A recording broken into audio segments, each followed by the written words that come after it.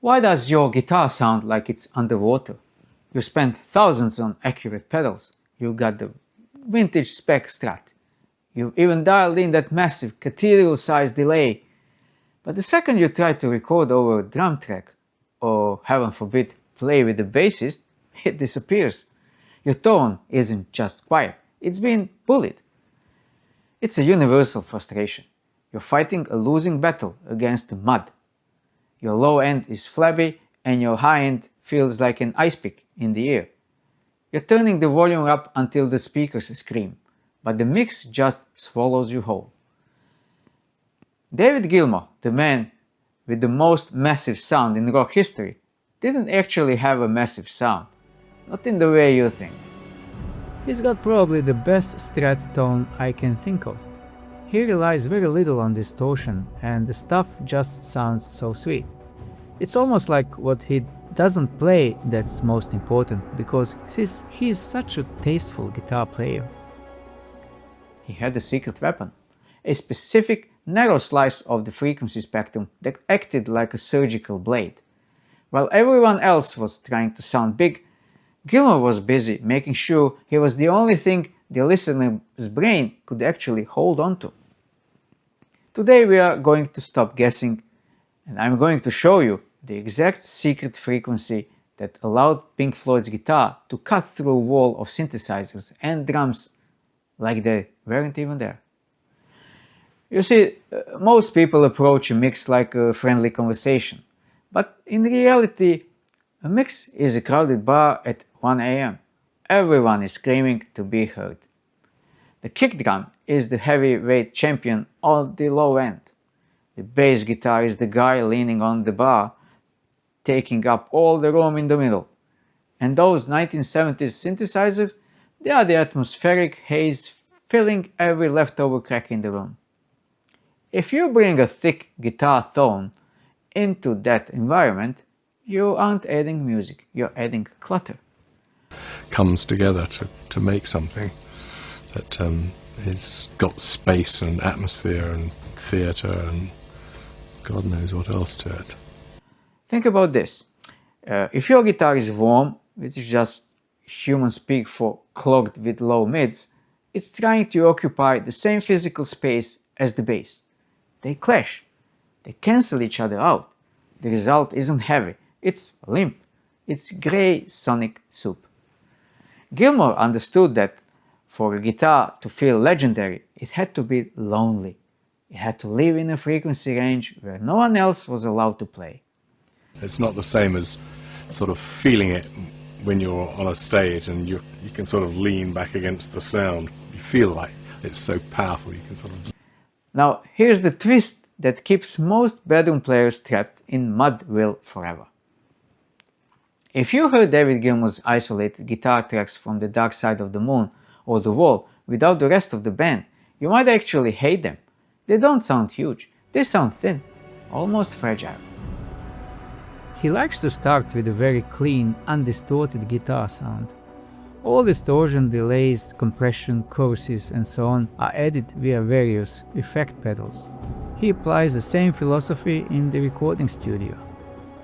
But I was there for the first one, and the first time that he strapped on that Strat and played along with the track, he played pretty much that exact solo, like first take, first time, and I did get tears in my eyes. It just blew me away. Like, it's so majestic.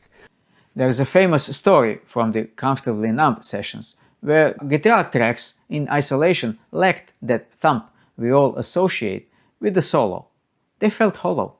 But the second you drop them into the mix, they bloom. Somebody opened, a secret door, and you suddenly see the golden garden, and you're just overwhelmed with the beauty of it and the power of it, and you start to vibrate or cry. Yeah. Sometimes there were so many of those. It's never about flash with him, and he'll be the first one to say he's not the flashiest, he's not the fastest, and he's not the most technical player out there. It's always about the melodic and sonic structure, and he's very, very aware of his sound. because Gilmour wasn't EQing for the guitar, he was EQing for the gap. He realized that the weight of the gear, the massive high-watt stacks, and the rotating Leslie speakers was actually a trap. If he let all that power through, he'd just be fighting the drums. Instead, he went for the honk. And I think in soundcheck, I thought that that would come to life a bit more with the audience in. So where is the secret frequency? It's in the bass. It's not in the shimmering highs. It's buried right into the nasal territory, the 800 Hz to 1.5 kHz range. To the average ear, this range sounds ugly.